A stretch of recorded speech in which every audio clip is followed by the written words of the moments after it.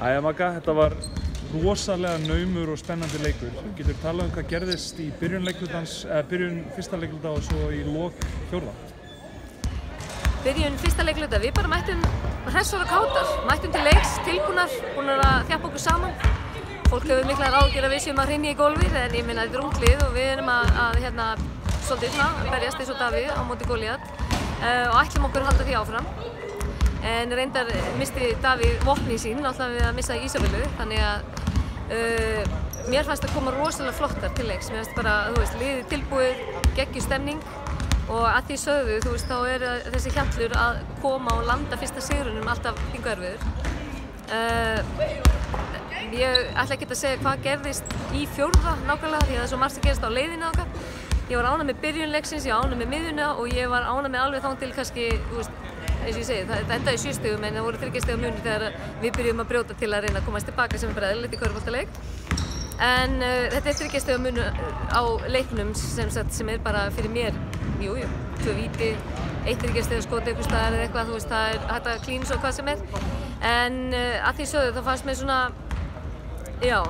bara Keflavíkurlið gerði gott mót með því að pakka aðeins inn í miðjuna fyrir okkur og við vorum ekki alveg að sjá lausnina 1-10 og við erum náttúrulega veika fyrir þegar við missum okkar besta leikmann þaðan, eðlilega, og við erum ekki með neitt kannski og Hulda líka, það er ekki bara Ísó, það er líka Hulda.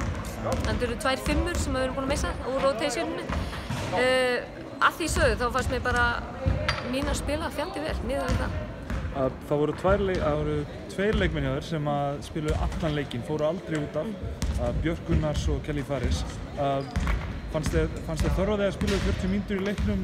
Voru þær ekki þreyttar bara í lokinu, eða hvað gerðist? Nei, ekki að mínu viti sko, en Kelly náttúrulega þurfti svolítið open court eða bara að fá opnunina, það lokuðu vel á hana.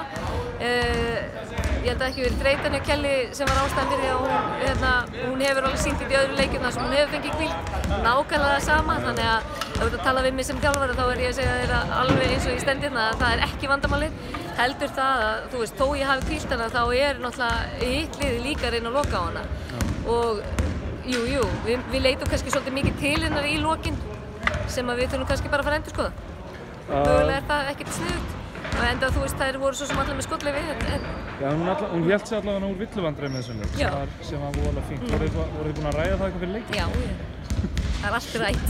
Það er allt tekið og allt æft, skiljanlega. En að því sögðu þá bara breyttum við aðeins áslunni hennar og töluðum aðeins við hana og gáum henni öðruvísi formerki. Hún er náttúrulega komið úr allt öðruvísi deild og allt öðruvísi umhverfi þar sem að hún telur að hún eigi að vera fiskavillur og alltaf að setja 100% effort. Eins og ég sagði við hann náttúrulega bara núna bannaði henni að fá 5 villur, ég sagði bara það er ekki boðið, þú bara lætur aðra og treystir liðinu þínu. Hún er náttúrulega öðru tempói, eðlilega, og við erum að reyna allt hana. Að því sögðu getur hún alveg spilað 40 mínútur og ég hef engar ágjörðum þar, við nótum náttúrulega líka allan tíman okkar. Og þeir voru markvisst notaðir til þess að hvíla. Þar sem við erum orðin svona kannski, eins og ég segi, svolítið veikinn í allavega og tímabili sem að Keflavík kemur tilbaka þá erum við að reyna að hvíla Röggu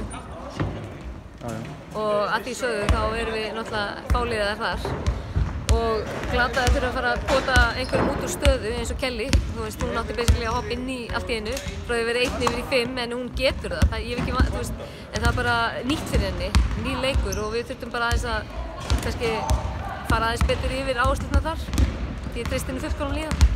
Er þetta ekki bara til merkis hversu jöfn þessi deild er að stigast í þessum leik? Þið voru syndsamlega nálægt í að taka þetta. Já, eins og ofta. Eins og ég segi, þetta getur alltaf 1 víti, 2 vítum, maður veit það ekki. Þetta er náttúrulega bara það þarf bara að mæta og vera spot on í 40 mínútur. Það er ekkert flókið. Það er bara rétt. Takk fyrir það.